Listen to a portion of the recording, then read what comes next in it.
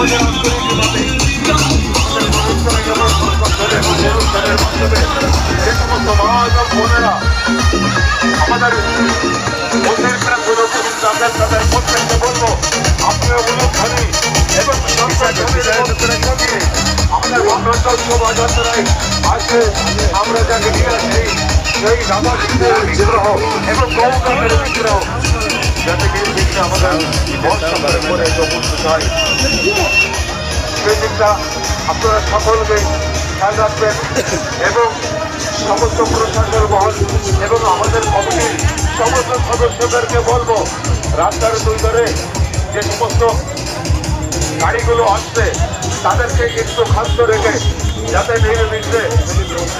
আমাদের